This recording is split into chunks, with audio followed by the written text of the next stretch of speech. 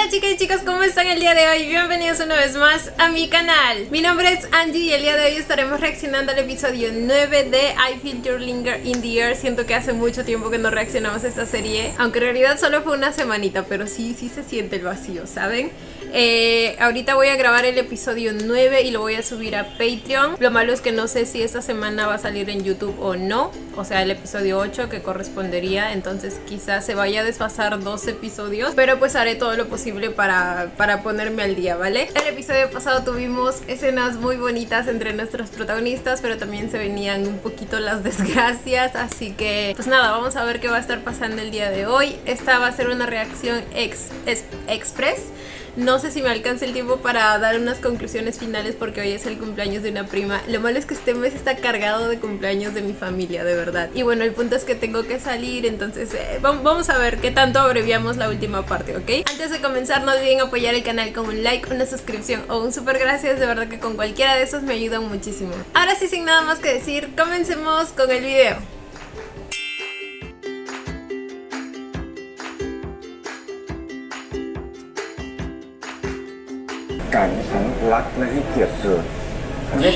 Cierto que teníamos al desgraciado este abusando de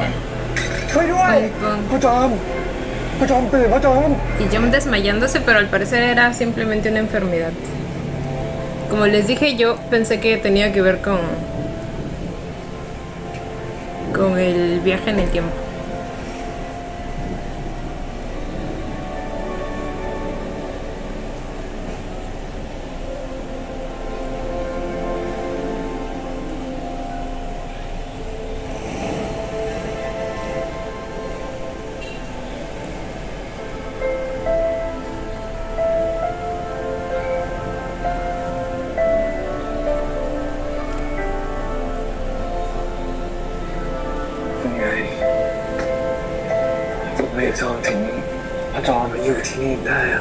¿Cómo que qué te trae por aquí?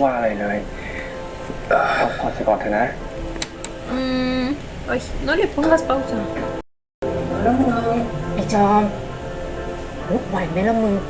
Apuesto que se quedó cuidándolo toda la noche. Porque es Jai. ไม่เป็นไรครับแม่ปีกเดี๋ยวผมทำเองไม่ต้องไปเรียกใครหรอกแม่ปีกมีอะไรต้องไปทำเขาไปทำเถอะค่ะ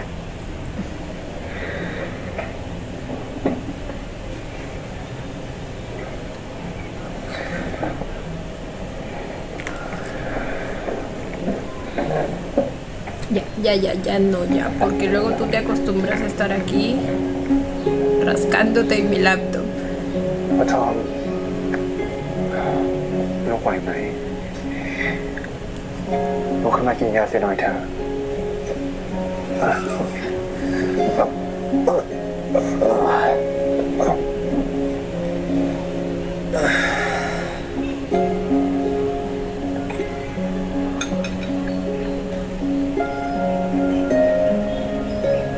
หรือว่าจอมอยากได้ยาฝรั่ง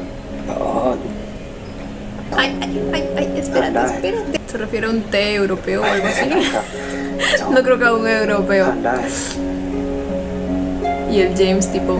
aquí estoy, presente.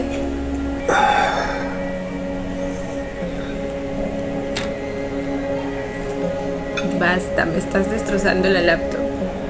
Está con las justas.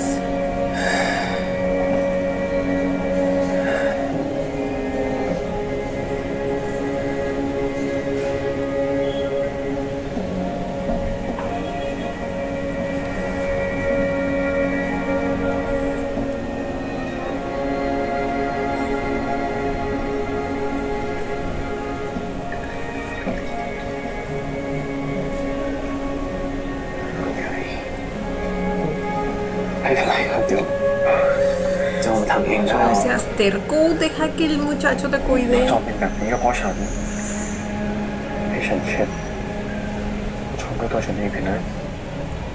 ¿Cómo que fue él? No fue él. Pero pues si quieres cuidarme, cuídame. No me pongo.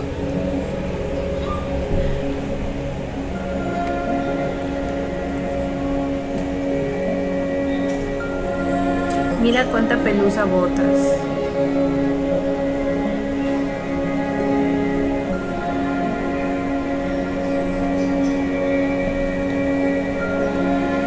aquí es cuando conozco la verdadera envidia.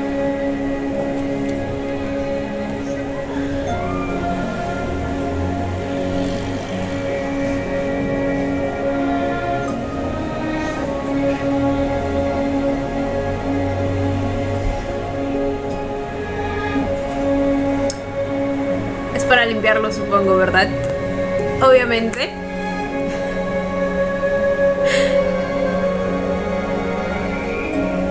Yo no sé si aquí ambos. Me parece o... Lo siento, yo todo lo veo. Más 18. Es que miren la cara de John, no me está ayudando.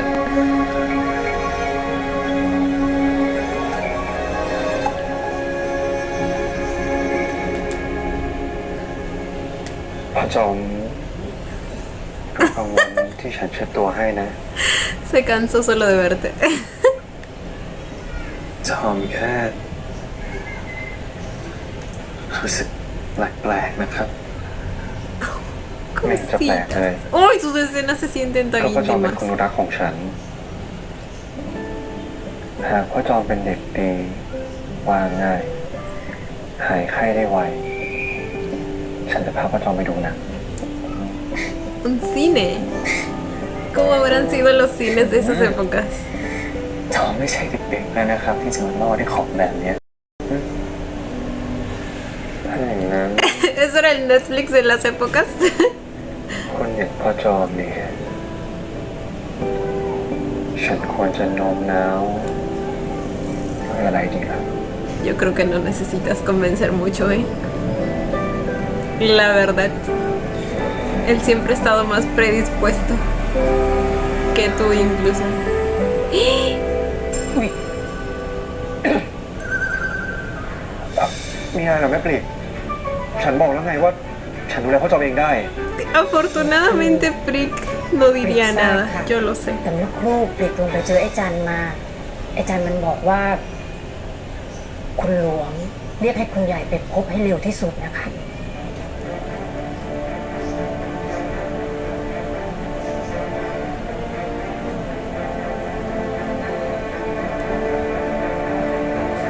¿Quién era Kun Loan? ¿Su padre? Creo que sí. No hay otro. Y recordemos que en este episodio el desgraciado lo va a querer casar. Uy, es que... คุณใหญ่มาแล้วครับคุณพระ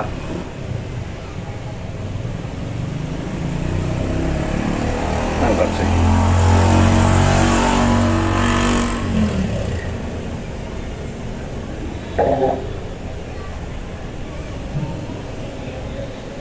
คุณพ่อเรียกผมมาด้วยเรื่องอะไรเลยครับ เห็นอาจารย์บอกว่ามีเรื่องสำคัญ แกกำลังทำอะไรกันอยู่นะใหญ่ ผมนะครับ ใช่ Nada malo si eso pregunta. ที่แกต้องดั้นด้นดอกไปจากเรือนใหญ่ แยกไปกินอยู่ที่เรือนแขก แกคิดจะทำอะไร นอกจากเรียนงานราชการตามที่คุณพ่อสั่งแล้ว ผมก็ไม่ได้ทำอะไรนี่ครับ แกอย่ามาหยอกย้อนฉันนะฉันกำลังถามแกดี No me ผม responde. เพียงเรียนคุณพ่อตามความจริงนะครับ ไม่ได้หมายจะย่อย้อนหรืออะไร หากคุณพ่อติดใจในเรื่องใด ก็บอกผมมาตามตรงนะครับ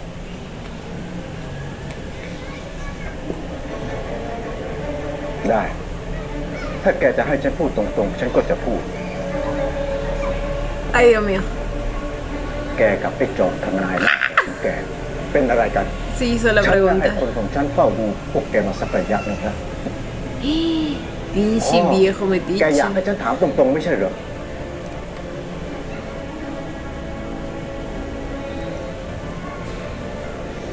Normalmente estoy a favor de la verdad, pero en este caso no.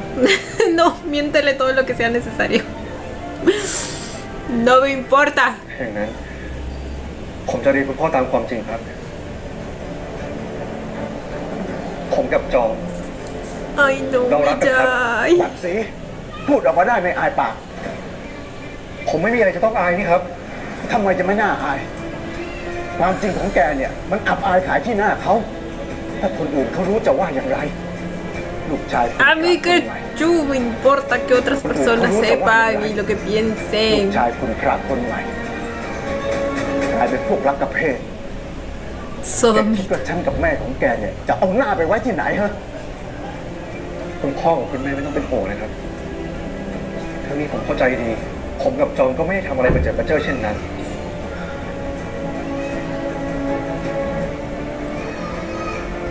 Si eso le preocupa, hay una solución para eso. แกรู้ใช่ไหมว่าบ้านของเราเนี่ยมันผ่านอะไรมาบ้างกว่าฉันจะพาพวกเราผ่านมาถึงจุดนี้ได้เนี่ยมันไม่ง่ายเลย แล้วอยู่ๆแกจะทำอะไรโดยไม่คิดถึงคนอื่นแบบนี้มันไม่ได้นะ แล้วความต้องการของผมนะครับคุณพ่อ ¿Cuánto le ha importado a él lo que él quiere? มันอยู่ที่ตรงไหน ตั้งแต่เรื่อง ¿Cuándo ก่อน le ห ha น้านี้ preocupado lo que คนอื่นแบบนี้ realmente มันไม่ได้นะ desea ความต้อ hacer งการ su ของผม hijo? นะครับคุณพ่อ มันอยู่ที่ตรงไหน ตั้งแต่เรื่องก่อนหน้านี้ ผมขอคุณพ่อไปเรียนต่อที่ต่างประเทศ แต่คุณพ่ Él อ también คัดค้าน quería estudiar en el Entonces, como yo pensé- extranjero. ผมจำต้องเดินตามที่คุณพ่อวางไว้ทุกอย่างพอมาถึงเรื่องนี้อีกความต้องการของผมนะครับ Exacto. คุณพ่อ ¿Hasta cuándo มันอยู่ตรง piensa ไหน controlar su vida, maldita sea? Por ผ eso ม tiene รู้ la ว่า suya. คุณพ่อคงไม่ยอมแน่ Ay, mi ๆแต่หลั ya. งจากนี้หากคุณพ่อต้องการจะทำอะไร ก็เชิญเลยครับ Eso, bebé, díselo. ผมจะใช้เวลาทั้งหมดที่ผมมีไปกับความต้องการของผมเพียงเท่านั้น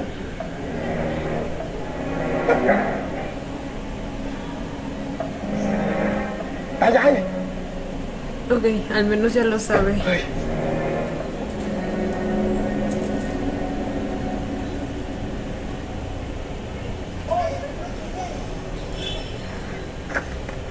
Ay, mi pobre Pum, maldita sea.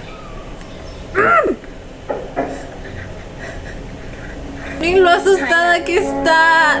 No puede ser.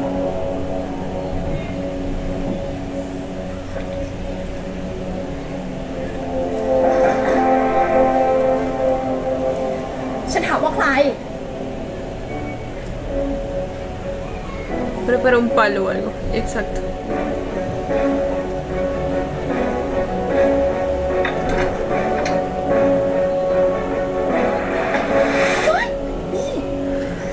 นี่เฮาเอง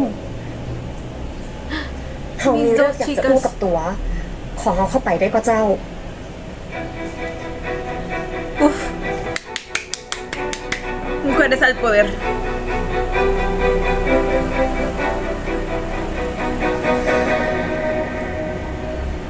Ojalá estas dos armen un plan para deshacerse del imbécil ese. มันยากอย่างตัวคุณเอื้องพึ่ง Lo ถ้า mismo มีอะไร que จะคุยกับ contigo. ฉัน มันสั่งให้เธอมาพูดอะไรกับฉันอีกบัดใจเฮาอยากมาเองมาเกี่ยวกับนั้นเฮาหูวันที่ผ่านมา การกระทำและการแสดงออกของเฮาที่มีต่อตัว มันอาจจะยังให้ตัวเสื้อใจเฮาได้ยาก แต่วันนี้เฮาอยากจะมาขอโทษคุณเอื้องพึ่งขอโทษ Yo le creo. เจ้าเฮาเข้าใจผิดมาโดยตลอด ว่าตัวกับผัวคือมีนิสัยต่างกัน แต่พอหันว่าตัวโดนมันยะแล้วเฮาก็เข้าใจ Tenía ese concepto de ตอน ella. นั้น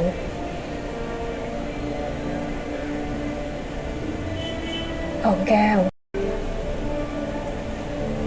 No, no es ฉัน cierto. เองก็ไม่ได้ต่าง No, จาก no โรเบิ digas ร์ตมาก eso. นะพอ Ese hombre es un monstruo.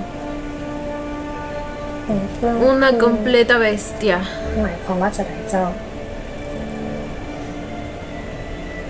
ฉันรู้มาโดยตลอด ว่าโรเบิร์ตชอบพอเธอมาก ¿Qué? ตั้งแต่ที่ฉัน La กับโรเบิร์ traducción ตเป็นมาโดยต no ลอด entendí, pero supongo que se refiere a que pues él lo convenció de buscar una segunda esposa, ¿verdad? Ya me acordé, eso lo mencionó el episodio pasado. ว่าโรเบิร์ตชอบพอเธอมาก ตั้งแต่ที่ฉันกับโรเบิร์ตได้ไปร้านตัดเสื้อของพ่อแม่เธอ แต่ฉันก็ไม่เคยขัด เกี่ยวกับเรื่องของเธอเลย เพราะฉันเห็นแก่ตัวฟองแก้ว ฉันคิดว่าสิ่งนี้ จะช่วยให้ฉันรอดพ้นจากความทุกข์ทรมานจากการเป็นเมียของเขา ฉันขอโทษนะฟองแก้ว Y bueno, eso sí fue un poco egoísta. Pero pues นิสัยตาเขาตัวก็ใจ jamás al nivel de Robert, de verdad. ตัวก็แค่โดนมันกดขี่คนเห็นก็ต่างจากเขา Ellas dos tienen motivos lo suficientemente fuertes para actuar de la manera que actuaron. เขาก็แค่ต้องลุกขึ้นมาสู้พ่อ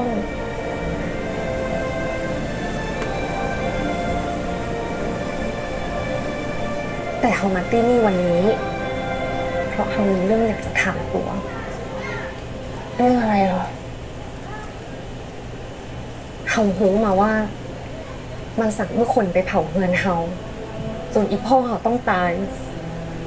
ตัวก็จะรู้เรื่องนี้ก่อน No creo que ella ya ท่านหมาย sabía. ความว่ายังไงฟองแก้ว ฉันรู้มาแค่ว่าบ้านของเธอถูกไฟไหม้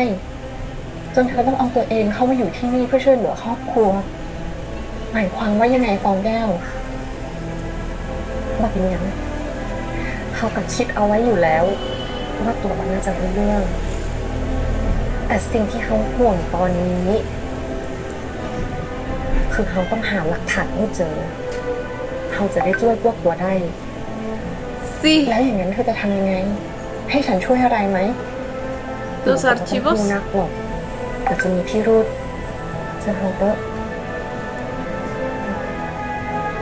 Ok, qué linda. Funko se va a ocupar de esto. Por las dos. A eso le llamo sororidad.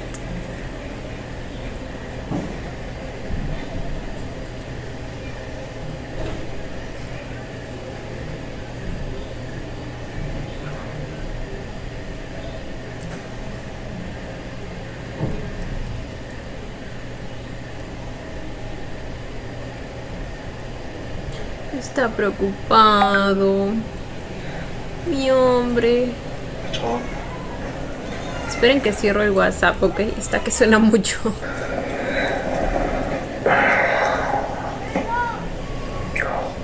พ่อจอม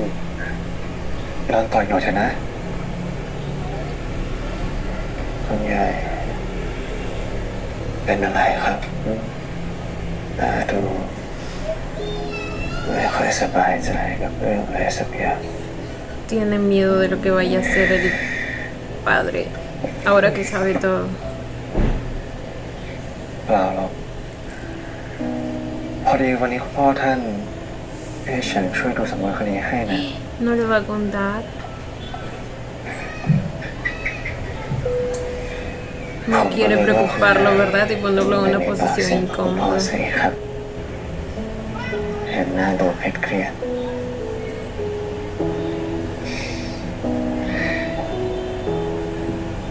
นี่พ่อจอมแอบเริ่มมองฉันอีกแล้วหรือ Se nota clarísimamente el cambio en su humor, porque pues ya es una persona bastante expresiva.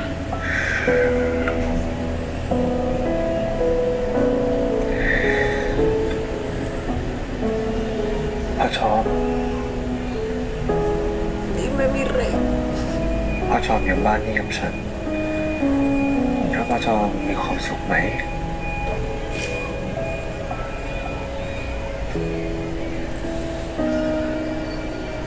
มีความสุขสิครับมากๆเลยด้วยเพราะทุกคนที่นี่ดีกับจอมมาก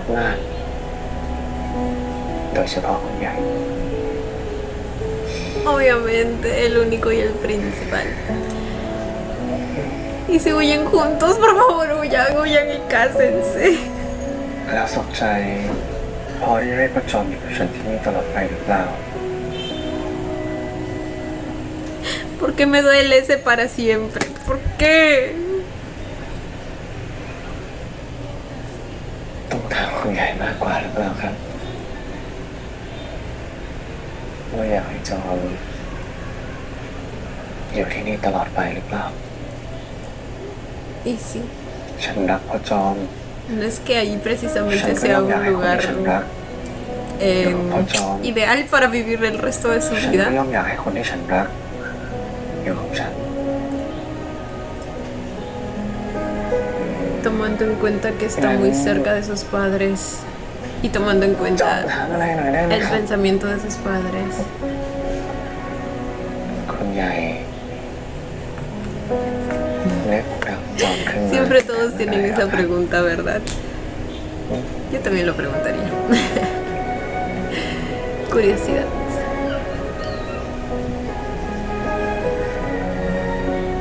ตั้งแต่แรกเห็นหน้าฉันรู้ได้ทันทีว่าพ่อจอมคือคนของฉัน Oh. คนที่ฉันรอคอยที่จะพบโอ้โห ¡Déjalo! Tiene derecho a hacer cursi, ¿ok? อะไรงั้นนะครับ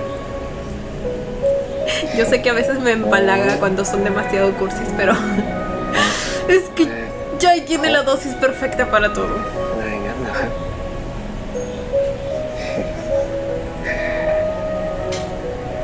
ก็คล้ายกับว่าฉันนั้นรักพ่อจอมมาเนิ่นนานแล้ว Son almas gemelas. รู้ว่ารัก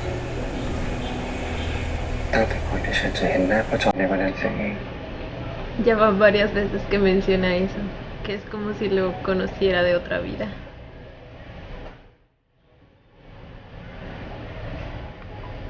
พ่อจอมไม่รู้สึกว่าฉันหรือ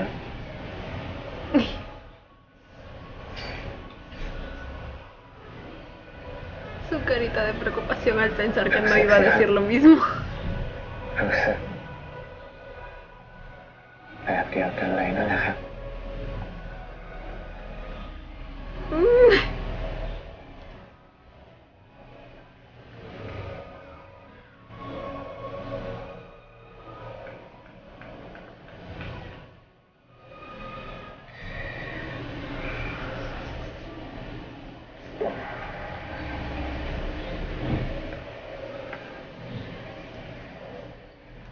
Ay, amo cuando duermen así en cucharita. Es muy lindo, muy tierno, muy romántico, muy íntimo. พ่อจอม No está. Aún está. ¿Qué ha pasado? Ay, พ่อ no. จอม Ahora cada Perdón. cosa extraña o inusual que pase me va a tener con el Jesús en la boca. Va a darse en baño. พ่อจอม Mijay también se había paniqueado, debe estar igual que yo. พ่อจอมหายดีแล้วหรือหายแล้วครับ ก็จอมบอกคุณยายแล้วไงว่าจอมไม่ได้เป็นอะไรมากซะหน่อย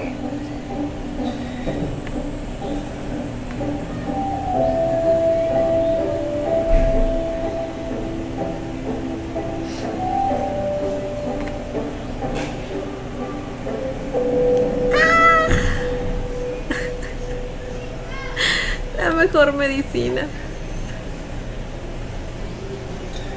หายแล้วจริงด้วย ตัวไม่รุมเท่าเมื่อวานแล้ว Qué extraña manera de medir la แต่ทำไม temperatura. แต่เช้า Yo también quiero un termómetro como ese. นี่พ่อจอม ¿Dónde และ consigo? ทำไมไม่บอกฉันตั้งแต่เช้า ฉันก็อุตส่าห์เดินไปที่เรือนกลาง เพื่อไปเอาข้าวมาให้พ่อจอมทานตอนเช้านะจอม ขอโทษครับก็เมื่อเช้าจอมตื่นขึ้นมาแล้วไม่พบคุณยายก็เลยว่าคุณยายไปออกราชการติดตามคุณภาคเป็นอะไรบ้างวันนี้ฉันไม่ไปไหนหรอกฉันจะอยู่กับพ่อจอมทั้งวันเลย จริงนะครับ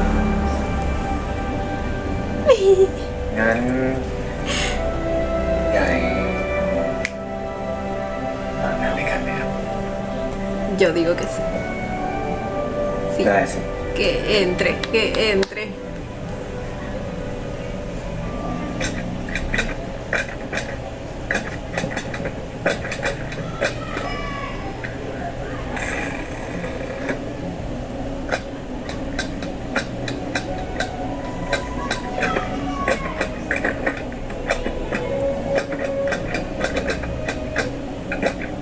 está bastante calmado y bonito por el momento, ¿eh?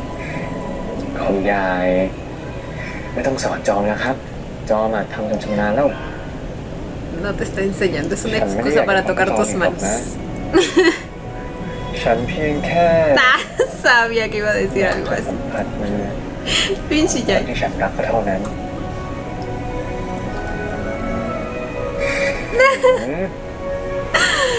Ay, tan bello siempre. พี่ใหญ่คะพอดีบุตรทำขนมข้อสองมาให้พี่ใหญ่ลองทานนะคะ เห็นคุณนาท่านว่าพี่ใหญ่น่าจะชอบ Ay, no, ya la llamaron. คุณพ่อหรือ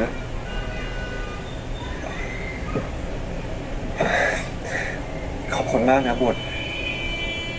แต่น้องบุตรไม่เห็นน้องออกมาให้พี่เองเลย ไม่เป็นไรเลยค่ะพี่ใหญ่แค่นี้เอง Ay, no sé si ya les mencioné esto en el episodio pasado, pero ya me aclararon que no son primos. Por un buen rato estuve pensando que sí. แล้วนี่พี่ใหญ่กำลังทำอะไรอยู่เลยคะแล้วนั่นใครกันนะคะ บุตรรู้จักเขาไหม นี่คือจอมนะจอมเป็น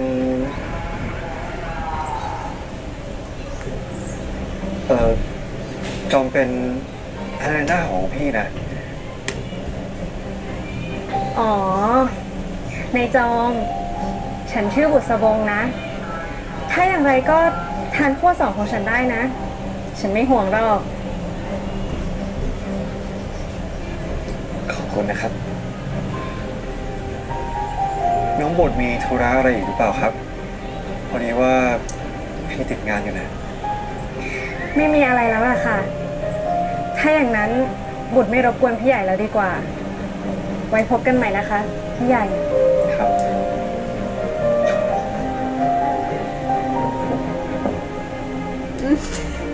Hasta aquí huelo los celos. รุกโอ้โห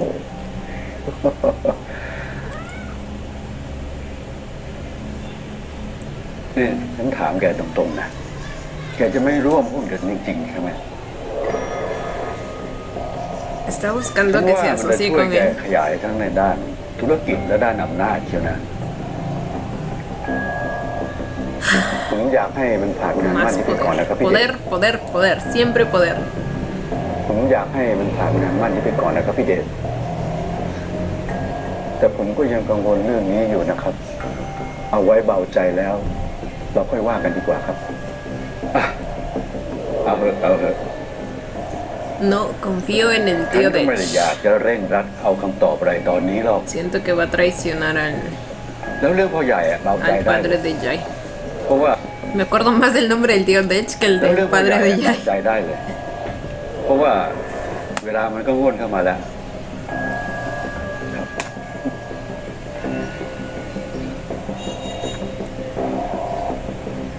คุณพ่อคะ เอ้าชีบุตรกลับมาจากเรือนนู้นแล้วเหรอไปไวมาไวเชื่อนะ ค่ะ บุตรเห็นพี่ใหญ่ว่าติดงานอยู่ บุตรก็เลยไม่อยากกวนเท่าไหร่ Por favor, no menciones que estaba ติด con งาน él. เลยแม่บุตร ใช่ค่ะ เห็นว่า sí lo va a กำลัง decir. ให้ทนายหน้าหอของเขาพิมพ์ Y bueno, ya no sabe เอกสาร nada. สักอย่างอยู่นี่แหละค่ะ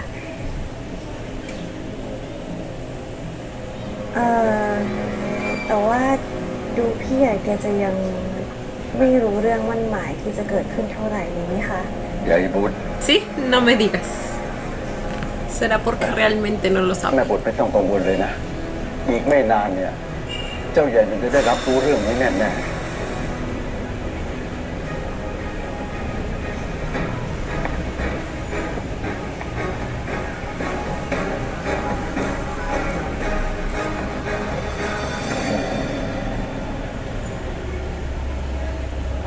คุณแม่ครับ บ้านของเรากำลังจะมีงานอะไรอีกแล้วนะครับ เหตุใดจึงมีการวัดตัวผมเพื่อตัดสินได้ครับคุณแม่ Ay, no puede ser que ni เรื่อง siquiera. เราอะ O sea, ya lo están alistando y todo y aún no le han มี dicho. งานมงคลหลับพ่อใหญ่ งานอะไรเหรอครับทำไมผมไม่เห็นรู้เลย หล่อนสองคน Lo invasivo que es esto, de verdad.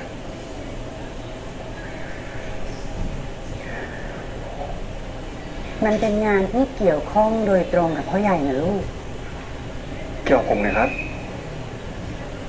คุณพ่อก็เห็นว่า ถึงเวลาสมควรของใหญ่แล้ว ก็เลยจัดงานนี้ขึ้น Por eso te lo guarda. คุณแม่ก็รีบบอกมาเถอะครับเดี๋ยวอ้อมเขาอีกเลย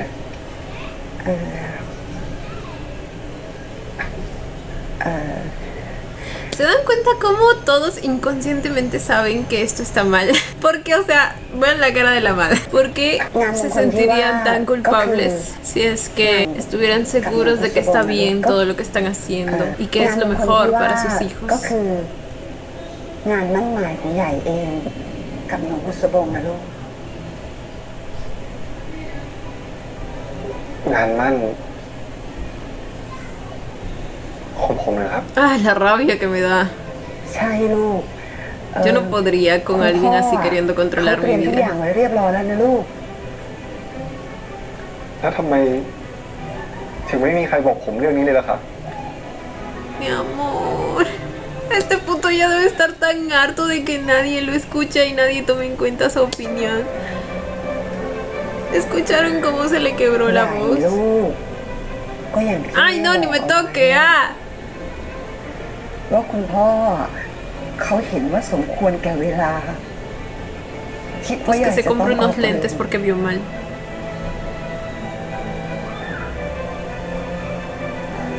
แล้วมีใคร ถามผมเรื่องนี้สักคำไหมครับคุณแม่ หรือว่าสิ่งใดที่คุณพ่อเห็นสมควรนะ คุณแม่ก็ยอมรับไปเสียหมด แล้วผมล่ะครับคุณแม่ ผมจะต้องกลายเป็นแบบพี่พึ่งเหรอคุณแม่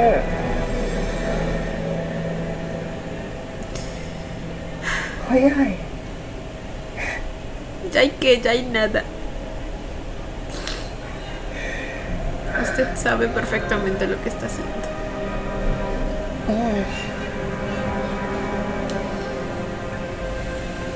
ผลิตทั้งสองคนก็มา ¿Cuáles dos chicas? ¿Qué?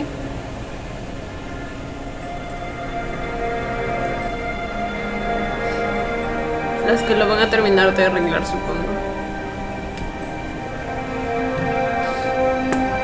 Dios, esto es tan injusto.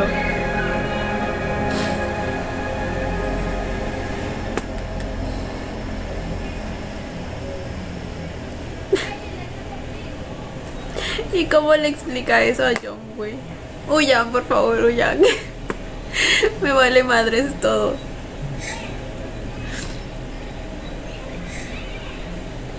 คุณใหญ่ครับ มีอะไรหรือเปล่าเนี่ย กังวลเรื่องงานเหรอนิดหน่อยนะป้าจอม ช่วงนี้งานของคุณพ่อท่านแต่เราก็ยากขึ้นมากเลย ฉันกลัวว่า ฉันจะทำไม่ไหวซะแล้วล่ะแต่ที่ผ่านมาคุณใหญ่ก็ดูทำงานให้กับคุณพระได้ดีมาตลอดนะครับ และอีกอย่างเนี่ยที่คุณใหญ่คอยศึกษางานมาตลอดก็เพราะหวังจะรับราชการเหมือนคุณพระท่านไม่ใช่หรอครับนั่นไม่ใช่ความฝันของฉันหรอกนะหากจะเป็นความต้องการของคุณพ่อท่านต่างหากก่อนหน้านี้ฝันของฉันมันเป็นอีกอย่างนะ Siempre ha sido el sueño de su padre. บอกจอมหน่อยได้ไหมครับ Siempre ha tratado de cumplir las expectativas de su padre. Nunca ha tenido la oportunidad de ir por sus propios sueños. ฉันอยากไปเรียนต่อที่ฝรั่งเศสนะได้ยินเพื่อนจากปันบาเล่าไว้ว่าที่นั่นมีนักคิดและนักเขียนเป็นจำนวนมากแล้วในเมืองนั้นก็ต่างมีการต่อสู้กันทางความคิดของคนที่แตกต่างกัน Un lugar ideal para él. Donde pueda ฉันเลยอยาก expresar ลอง su ไปสัมผัส opinión. มัน ด้วยตัวฉันเองสักครั้งนะ มีใจ แต่เมื่อฉันบอกความฝันของฉันให้คุณพ่อท่านได้ฟังท่านก็เกิดทัดทาน obviamente เขาไม่ค่อยเห็นด้วยกับความคิดของฉันสักเท่าไหร่ท่านอยากให้ฉันรับราชการอยู่ที่นี่สืบต่อศักดินาที่ท่านอุตสาห์สะสมมาตลอดชีวิตของท่านเพื่อครอบครัวของเรานะ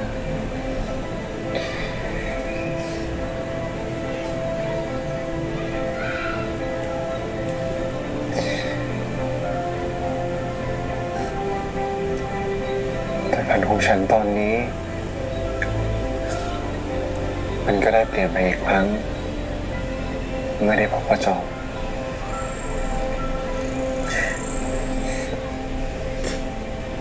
Y porque de alguna manera también John es ese lugar seguro en el que él pues puede expresarse libremente, ¿saben? De alguna manera le ofrece lo mismo. De hecho, John también le ha enseñado bastante, o sea, recordemos que él siempre le ha expresado su opinión y sus críticas hacia la sociedad en la que están viviendo. Siempre le ha dicho todo lo que piensa y sin pelos en la lengua, y hasta lo ha impulsado a Jai a pues también hacer lo mismo, a levantar la voz, como en la escena que tuvimos con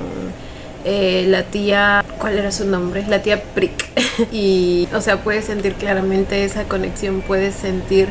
porque realmente el sueño de Jai ahora es otro, pero de alguna manera el mismo en esencia, ¿saben? Y es muy lindo. Es tan poético. เปลี่ยนไปยังไงล่ะครับ ฉันยอมรับราชการอยู่ที่นี่ต่อก็ได้แค่มีพ่อจอมอยู่ข้างฉันฝันของฉันมันอาจจะเล็กลง แต่แค่เพียงขอได้อยู่ร่วมใช้ชีวิตกับคนที่ฉันรัก Ay, Jai me mata. ฉันขอแค่เท่านั้นเอง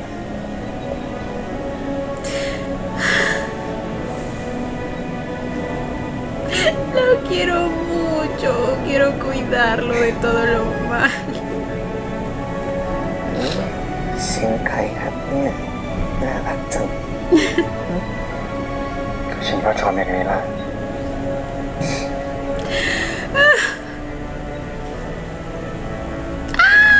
Un besito a la Spider-Man.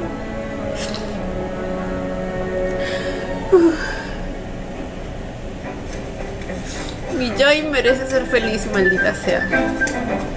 En quien se atreva a interferir en su felicidad, โอ้ย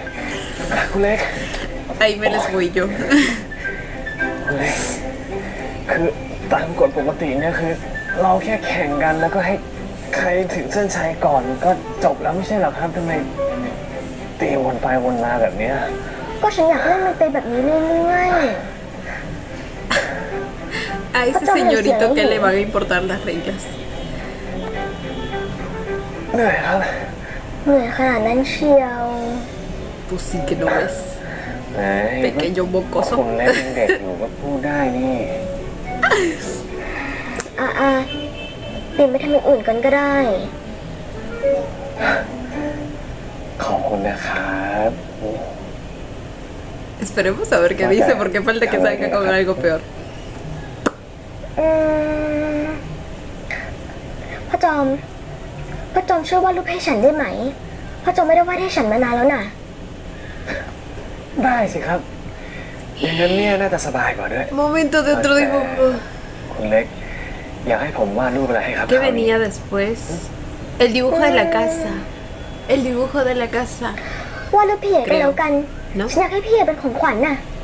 นี่ในโอกาสอะไรล่ะครับ Ok.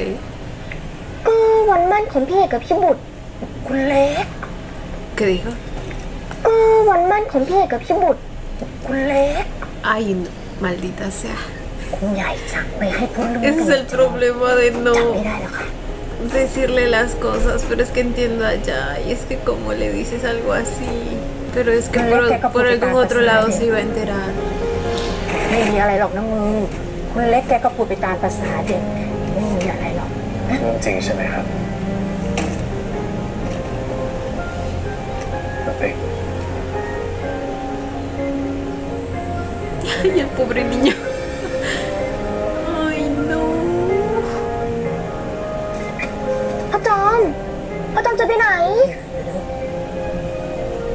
รอเปรกตรงนี้นะคะ อย่าไปไหนนะนะคะ ไอ้จอมมึงรอกูก่อนไอ้จอม โอ้ย คุณยายเขาอยู่ไหนเนี่ยป้า คุณยายลุงคุณท่านสั่งให้ไปเตรียมงานมั่นที่เรือนใหญ่นะ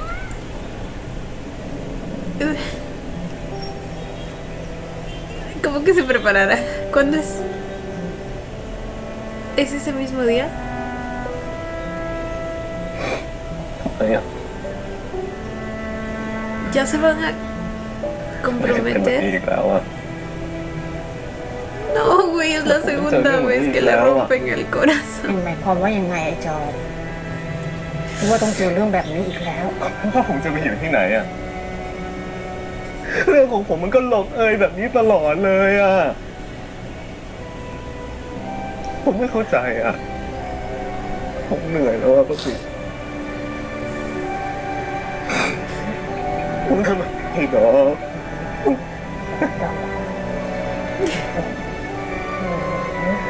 Güey, y Jai realmente pensaba resignarse.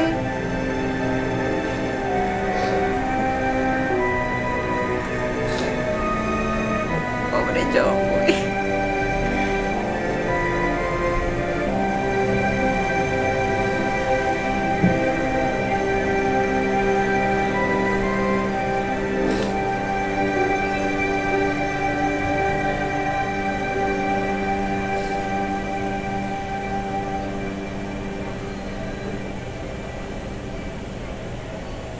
Ay, no.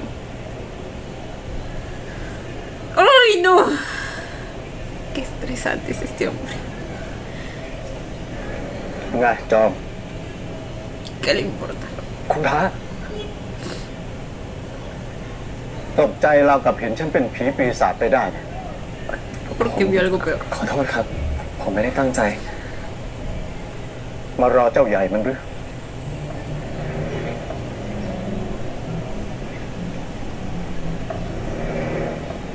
เปล่าหรอกครับ ผมแค่มีเรื่องไม่สบายใจนิดหน่อยนะครับก็เลย รู้เรื่องหมดแล้วสินะแกน่ะ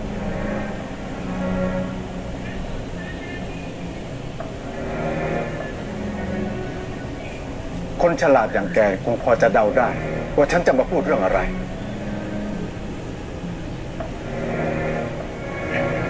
ครับ ถ้าอย่างนั้นฉันจะไม่อ้อมค้อมแล้วนะ ฉันอยากให้แกค่อยๆตัดสัมพันธ์กับเจ้าใหญ่มันได้ไหมจอม Como que poco a poco.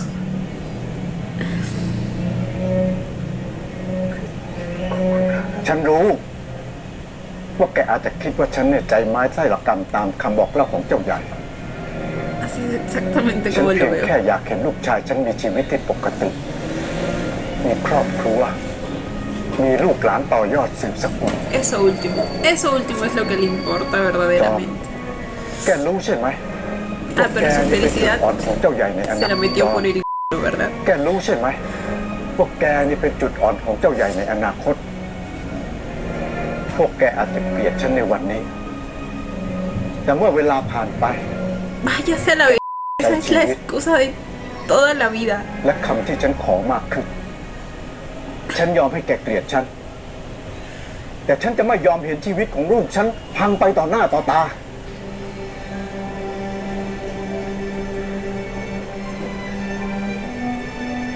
No con esa canción porque lloro.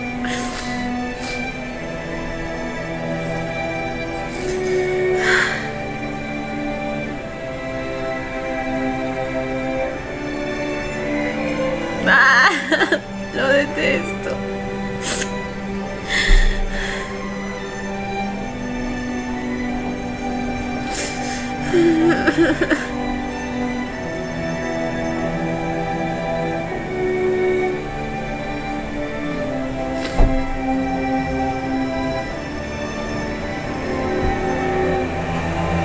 นี่จวนเลยจับพอดีเลยเนาะอาจารย์มึงจำที่กูเคยถามมึงเนี่ยก็ระหว่างมึงกับคุณยายอะสรุปมึงจะตอบกูได้ละ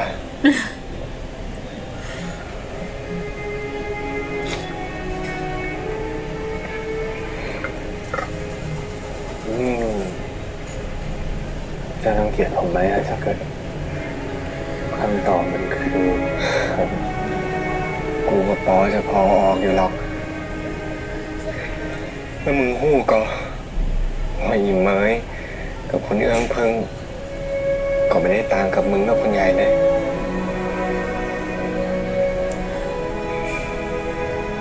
นี่หมายความว่ายังไงอ่ะ Que ellas también se aman en secreto. ก็อีเมยกับคุณเอื้องเพิ่งนะกะถึงตอนในฝรั่งยับได้มันรักเล่นเปื่อนกัน ฮะจริงเหรอมี่แล้วอย่างนี้ตอนนี้ทั้งสองคนเป็น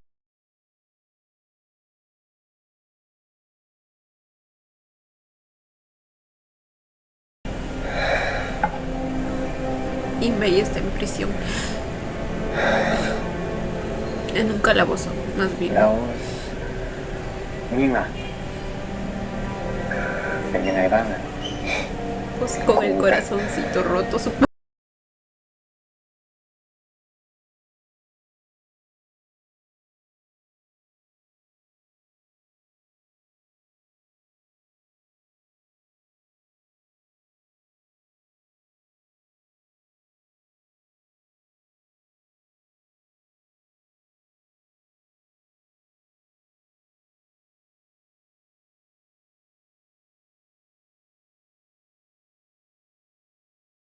กูคนที่กูหักเจ็บกูก็โอ๊ตที่จะเจ็บไปตัวก็ได้ไง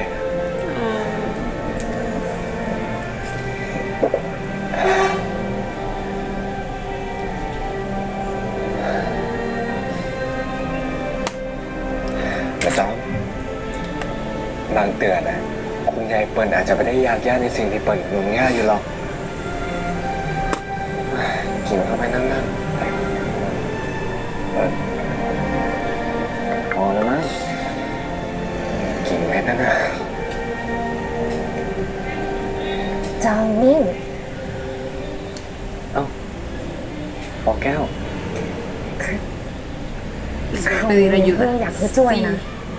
Tiene que ver con lo de encontrar pruebas, ¿verdad? Yo creo que sí.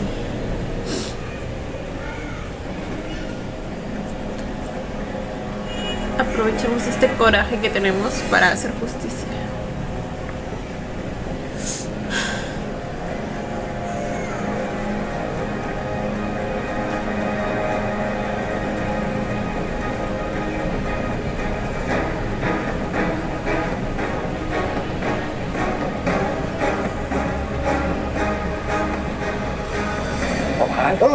¡Oh,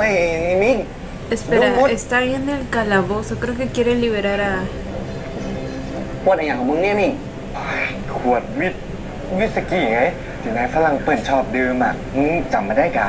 โอ้ยจำได้ Aprovechando la fama que tiene de bebedor. No es extraño en él, así que no es ของ sospechoso. นายฝรั่งเปิดมาใจกะถ้าเปิดหูขึ้นมา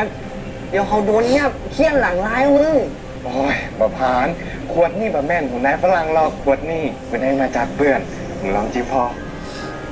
เนาะLa tentación.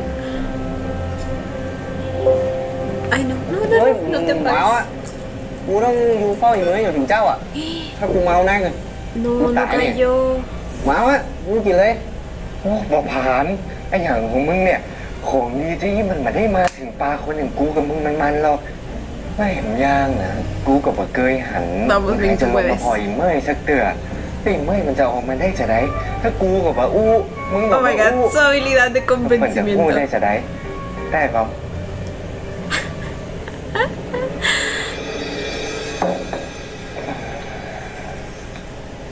Era parte del plan que él también se emborrache.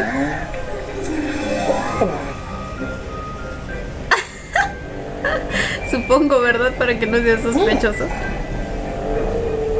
¿O no? Creo que no. Ay, Dios mío, Ming. Sí será. ไอ้มิ่งเขาขึ้นมามองงานแบบเจ๊หมามองตัวเก่าไหนรอบกุญแจ Se mamó el Ming. Ese güey está a punto de caerse. ขออัน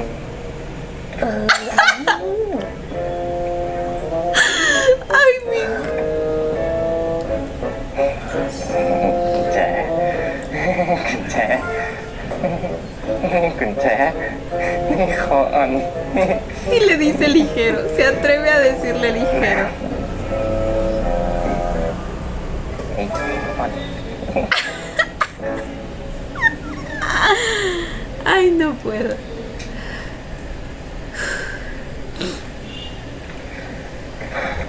ไม่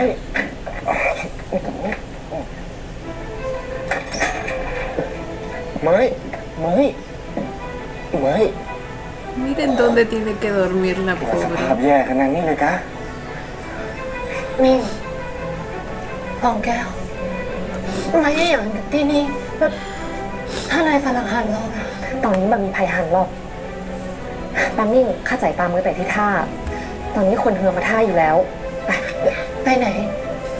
ตัวจะบ้าเปิ้ลไปไหนกัน Al barquero. Le está. เมยจะไปพักอยู่ที่เฮือนเฮา โอเค เขาบอกอีแม่ไว้แล้วน่ะ Pensé que le iba a sacar del país o algo คน así. เอื้อเพิ่งเหรอตัวจะพาคนเอื้อเพิ่งไปตัวนั่นก่อนเมยคนเอาตัวเขารอดก่อนคุณเอื้องพึ่งน่ะเปิ้ลมาเป็นอะไรอย่างบอก เพราะอย่างน้อยเปิ้ลก็ยังมีซักเป็นลูกคุณหลวงอยู่ถ้าตัวละเมยถ้าตัวเป็นอะไรอย่างไปไผ่จะเป็นคนสำคัญแป๊ก่อน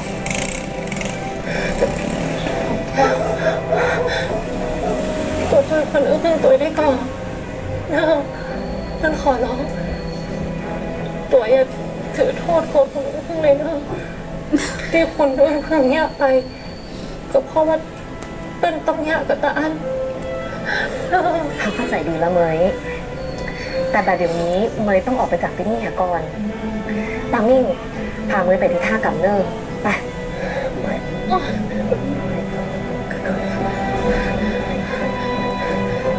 ฟองแก้วฉันฝากเมยได้ไหมฉันห่วงเมยเหลือเกินช่วยเมยทีนะฟองแก้วเขาสัญญาว่าเขาจะช่วยพวกตัวให้ได้ Ay, yo estoy tan orgullosa de Fonkeo. La que llegó más indefensa y más inocente aquí. Y luego le arruinaron ไม่ la จบอยู่ vida บ้าน en ฟอง un แก้ว segundo. ส่วนเรื่อง Ahora es la que está จบอยู่บ้านฟอง ayudando. แก้วต้องรักษาตัวเขาให้หายดีก่อน ส่วนเรื่องไม่ต้องพึ่งตัวไม่ต้องเป็นห่วงมันจะคอยเป็นหูเป็นตาเมื่อ มิ่งเนี่ยงตัวถึงช่วยเปิ้ลไว้กะ ¿Cómo que por qué? ทางที่เปิ้ลปฏิเสธความรู้สึกตัวไปจากอัน Güey, eso no tiene มัน nada นั่ que นมัน ver. ความรู้สึกของเมยมันคงไปบังคับขืนใจอย่างตัวไปได้หรอก Obvio, ni modo que porque lo rechazaste te desee la muerte y te desee มั lo นก็เป็น peor. เหตุผลของเฟินเหมือนกัน Al contrario. เฟินทนหันคนที่เฟินครับ El amor de ทุก Ming ทุก es ทรมาน real. แบบนี้ไปได้หรอก Ese amor que implica ver a la persona que amas feliz.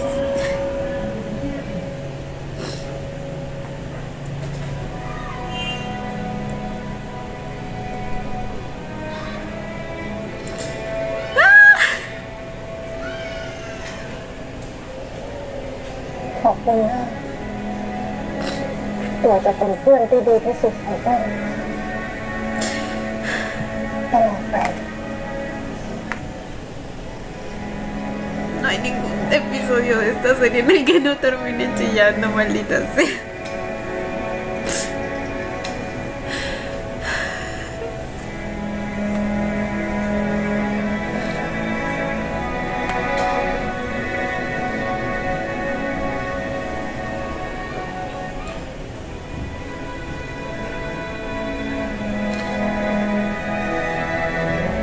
Voy a pagar, ¿no?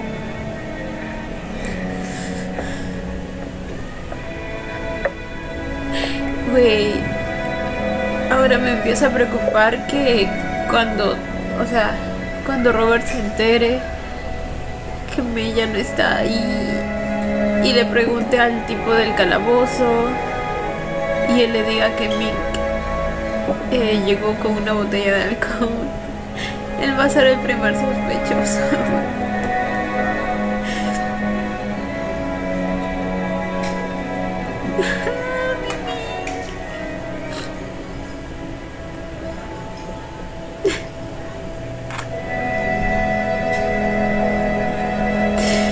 Su amor fue tan puro y real. มึงเฝ้าอะไรของมึงกูปล่อยมันหนีออกไปได้ผมพูดแล้วแต่ครับว่าเกิดอย่างขึ้น Ojalá no ผม delate a จำได้แค่ mí. เห็นไอ้เรามีสกีผมก็รับไปเลยครับ มึงปล่อยให้เปล่าที่ต้องโทษหนีออกไป มึงจะต้องรับโทษแทนมันหลังจากนี้มึงจะเข้าไปอยู่ในคุกมืดใช่ไหมจนกว่า Ahora él tampoco tendría que pagar, güey, porque él no tiene la culpa de nada. พอใจ มึงถึงจะเห็นสังสารตาอย่าด่าผมเลยนะครับนายพลัง ผมมีลูก มีเมียนี่ต้องพอ ถ้าผมมาอยู่แล้วใครจะพอมานะครับนายพลัง Ah, ¿qué le va a importar a ese hijo? Remil- นายพลังครับนายอีกหลายมิ่ง Se va a culpar. นายพลังอย่าลงโทษในอย่างแบบผ่านมาเลยครับ Ay, no. ผมเป็นคนชวนมันเอง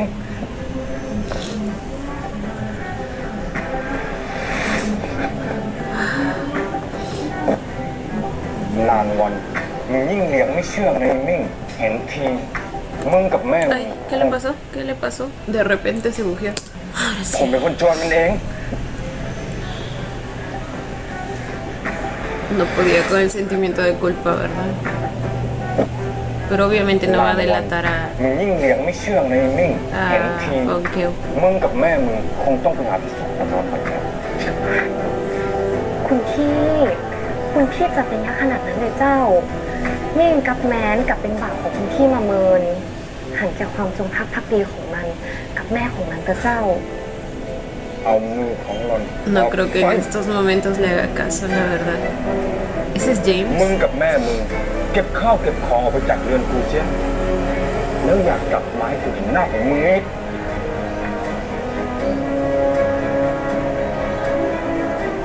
มันจะไม่รุนแรงเกินไปหน่อยนะครับคุณลุง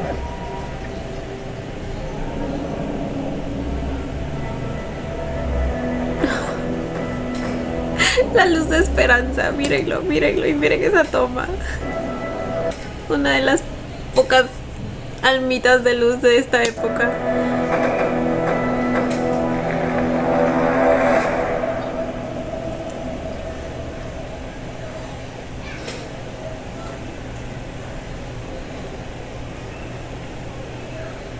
Lo bueno es que a él sí, supongo que algo de caso le hace, ¿no? Are you still angry at me? Ay, no me hables en inglés que me derrito. You know how lax my servants are. If I just let go, I just lose my firm ruling hand on them. But it's too harsh. You know very well how they speak of you. If this continues, they'll think that you're more barbaric than them. What business are you here for, James? Why didn't you attend yesterday's meeting? Yesterday I had things that I must handle at home. Oh, please, Rob Mason. Can you please distinguish what's more important? Is the forestry not important to you anymore? There's a reception party for the new manager of forestry. And you will attend that party tonight at the Gymkhana. Tonight I can't. Robert? Ok. Ya vemos quién manda aquí. Es que James. Why do you have to push Es on me so James. much, James? What? Cierto. Debe haber alguna finalidad oculta. Why do you have to push on me so much, James? Recordemos que él también está a cargo de Because la misión que le pidió. I don't think that you can let Jai. us speak that way. And also, please don't forget everything you'd have to go through to get to where you are now.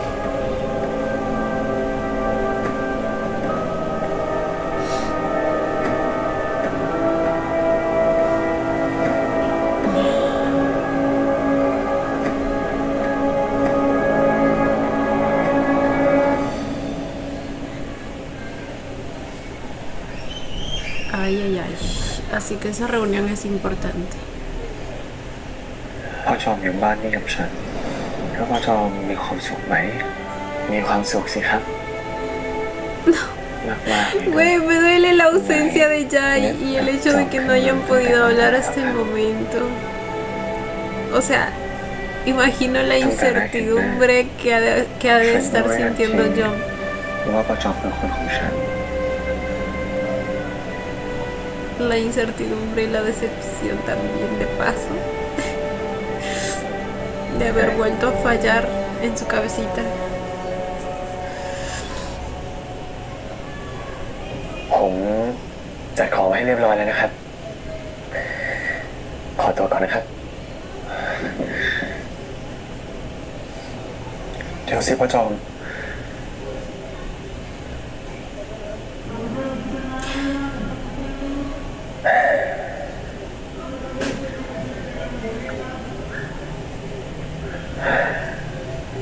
คุณใหญ่ ต้องมีพักผ่อนนะครับ เพราะพรุ่งนี้ Y es que por el rumbo que han tomado las cosas pareciera que Jai realmente está dispuesto, no, resignado a casarse. O sea, ¿me entienden? เป็นวันมั่นหมายของคุณใหญ่ กับคุณบุษบงนะครับ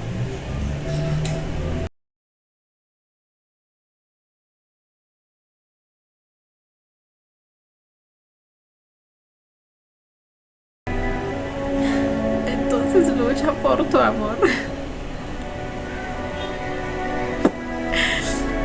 No pensarás que John será tu amante, ¿verdad? ผมรู้ครับว่าคุณใหญ่รักผม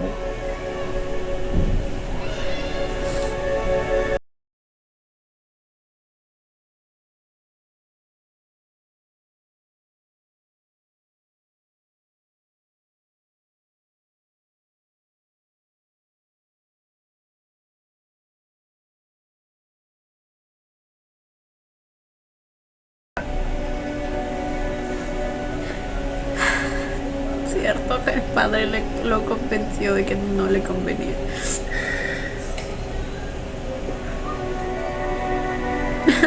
No me hagan esto, por favor. Luchen, luchen por esto tan bonito que tienen.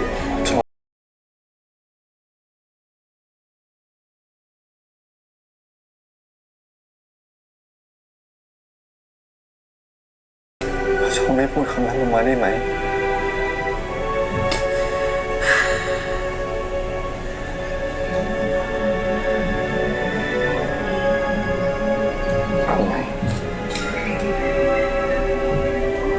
ผมว่ามันถึงเวลาที่เราสองคน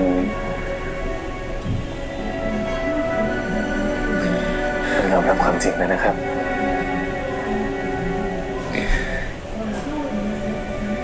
คุณยายมั่นหมายของคุณบุษบงไปเสียแล้วนะครับ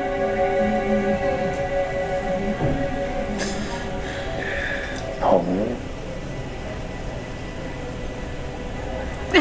Una vida más. ฉันทนไม่ได้หรอกนะพ่อจอม ให้ฉันไปกินอยู่กับคนที่ฉันไม่ได้รัก ฉันทนไม่ได้หรอกไอ้เรื่องแบบนั้นน่ะ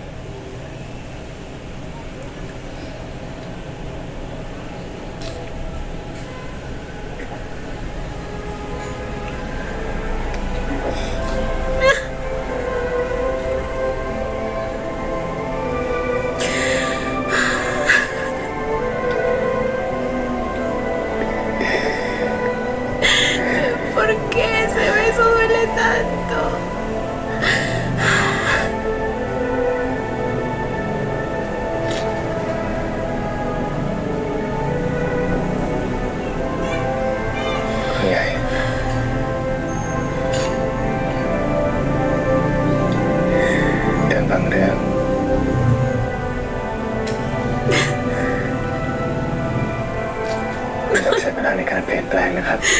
No me digas eso, porque es algo que yo misma dije y sé que es verdad y me duele. เป็นคนบอกผมเองไม่ใช่เหรอแต่เพื่อนว่า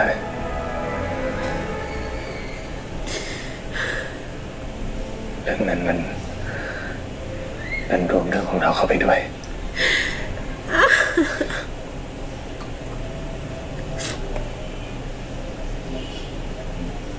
คุณยายคุณยายเชื่อผมนะครับเก็บเรื่อง No, ราว no ข te องเรา creo สอง nada, คน no te creo nada. Me rehuso. ไว้เป็นความทรงจำดีๆดีกว่าเนอะวันไหนที่ No, ay, van de nuevo con la canción. Ay, mi corazón no está soportando. ขอให้คุณยายรู้ไว้ด้วยนะครับว่าตัวผมเองก็กำลังต่อสู้ความที่เป็นของตัวเองเหมือนกัน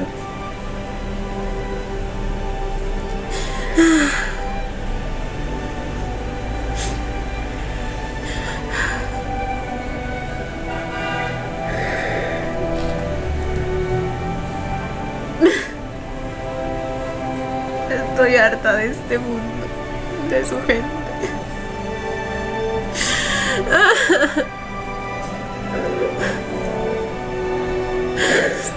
No, por favor, no, por favor, no, por favor.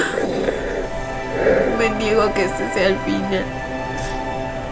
Bueno, no va a ser el final, faltan episodios, pero no sé en qué van a consistir esos episodios.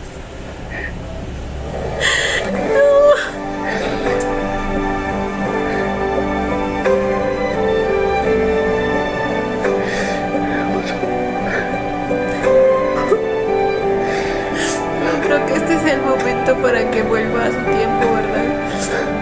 Siento que aún tienen que pasar muchas cosas en este contexto.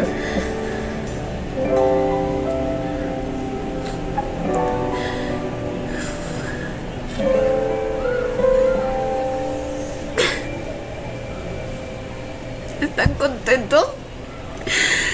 Ya me le destrozaron el corazón. คุณพระครับ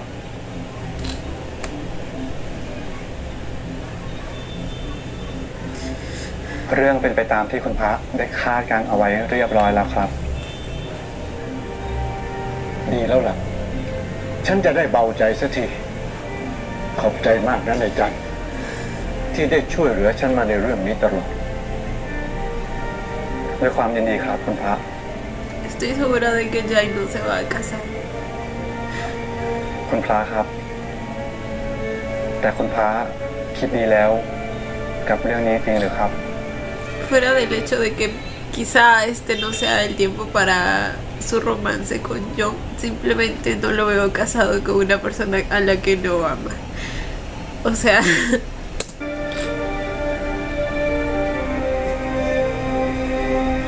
แกไปพักเถอะเพราะเดี๋ยวพรุ่งนี้เช้ารุ่ง แกคงจะต้องมีอะไรทำอีกมากเลย งั้นผมขอลาก่อนนะครับคุณพระ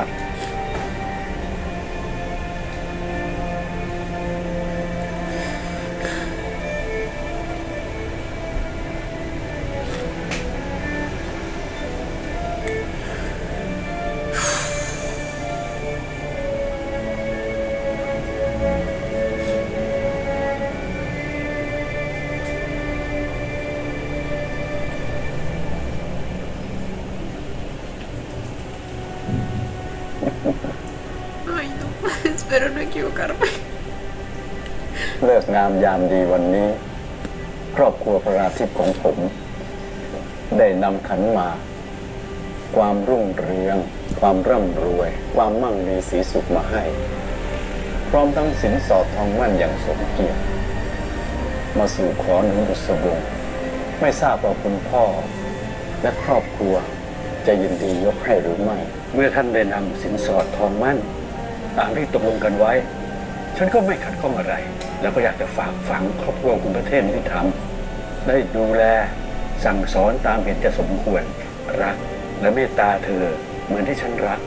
ฉันก็ยินดีจะยกให้ Ok, creo que ขอบคุณ me มากครับ equivoqué. พี่เดช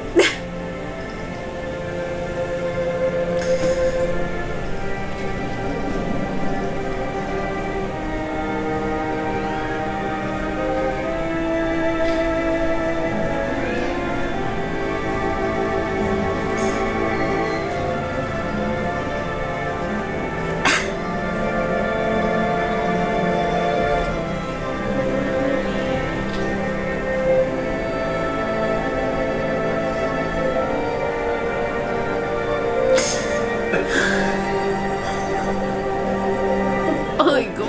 quisiera borrarles las sonrisas de esas caras. เดี๋ยวเรามาถ่ายรูป Se los juro. รบกวนทุกคนหมอกล้องด้วยนะครับครับผมพร้อมนะครับ3 2 1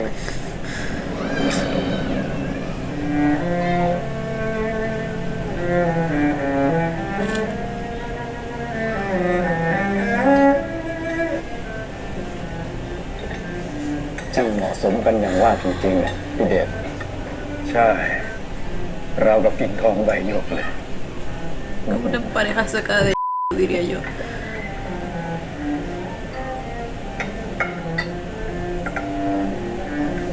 นี่ค่ะ พี่ใหญ่กินสักหน่อยเถอะนะคะ จะไม่มีแรงสู้ต่อ น่าเอ็นดูมากคุณพ่อเพิ่งมั่นกันก็ดูแลกันเสียแล้ว แต่อิจฉาก็ไปเลยโรเบิร์ตลูกสาวพ่อก็ไม่แพ้หนูบุษบงหรอกนะใช่ไหม เรื่องพึ่งดูแลผมดีที่สุดอยู่แล้วครับ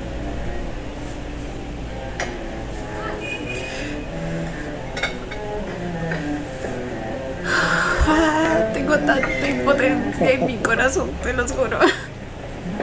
มีอะไรหรือเปล่า Tanta impotencia, tanta rabia, tanto enojo.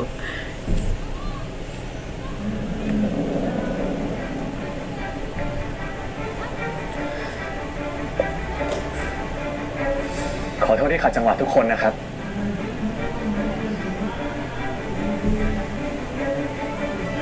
ผมจอมนะครับ ทนายหน้าหอคนสนิทของคุณใหญ่ เนื่องในวันนี้เป็นวันมงคลของเจ้านายที่ผมรัก ผมเลยได้ตรัสเตรียมการแสดงหนึ่งไว้ เพื่อจะมอบเป็นของขวัญให้กับเขาครับ ¿Qué está pasando?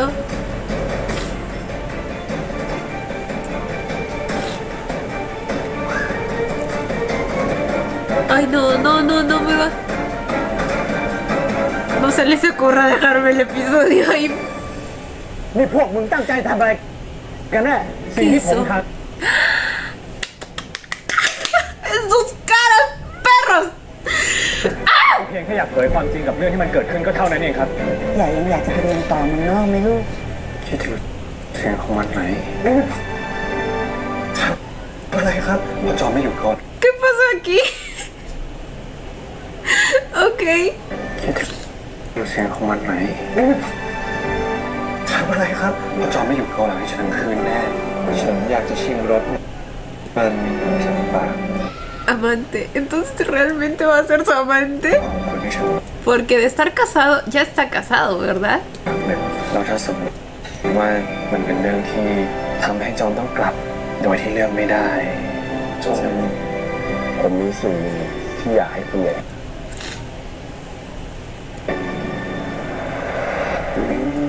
Ese es... ¿Qué? ผมมีสิ่งหนึ่งที่อยากให้ Es una foto. ¿De cuándo? คุณใหญ่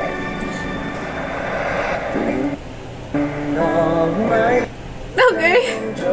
Estoy emocionada por lo que se viene en el siguiente episodio, por ese tan interesante show. Que creo que va a ser una cachetada para todos ahí. Y oh, amo eso. Al parecer va a ser John quien alce la voz por ambos, ya que pues ya ahí no pudo. Es que estoy tan orgullosa de mi John llegando a revolucionar todo como debe ser. Y algo va a pasar ahí, no sé si se puede anular ese matrimonio o dijo amante, pero es que amante no solo se usa en el contexto de que realmente sea el amante, sino que también es como la persona que amas, ¿me entienden? Entonces no sé qué va a pasar ahí, pero por alguna razón pues van a volver a estar juntos y estoy muy feliz por eso, pero sé que también van a venir más problemas porque pues obviamente no puede faltar la maldición del episodio 11, ¿verdad? Pero bueno chicos, este fue el episodio 8 de I Feel Your Linger in the Air. Voy a hacer esto muy breve, prácticamente no voy a decir nada porque ya les comenté que tengo un compromiso. Nada, un episodio más demostrando la calidad que tiene esta serie en cuanto a historia, en cuanto a actuación, en cuanto a trama, en cuanto a producción. Recuerden que el único 11 que hemos tenido en el canal, o al menos para mis gustos, fue Kim Porsche. Y creo que este va a ser el segundo que vamos a tener. De verdad, estoy casi segura de que le voy a poner un 11 porque es que es una obra de arte entera. ¿Qué les puedo decir? Estoy ansiosa por saber cómo va a desembocar la historia. Aún faltan muchas cosas, como por ejemplo la reunión que tiene Robert programada, a la que James pues quiere que vaya sí o sí por alguna razón escondida, porque obviamente yo confío en James y sé que todo esto también lo hace para contribuir al plan que tenía Jack. Así que ya se imaginarán cuán ansiosa estoy por verlo en el suelo destruido, con el peso de toda la sociedad encima cuando se descubran sus delitos. Pero bueno, nada chicos, espero hayan disfrutado de este episodio tanto como yo y lo hayan sufrido tanto como yo. O sea, creo que de verdad ha sido el episodio con el que más he sufrido y he renegado también, y juntas esas emociones. O sea, yo lloro por enojo, yo lloro por tristeza, yo lloro por alegría, entonces fue un boom de llanto, creo yo, este episodio. Cuéntenme ustedes también qué pensaron, cómo lo sintieron. Yo como siempre les estaré leyendo. Y bueno chicos, esto ha sido todo por el video de hoy. Espero que les haya gustado. No olviden darle una manita arriba y suscribirse si les gustó el video. Si les gustó mucho, ya tienen el botón del super gracias activado por si quieren colaborar con el canal. Obviamente solo si así lo desean. Ya los estaré viendo en un próximo video. Bye. Los quiero. No olviden seguirme en Instagram.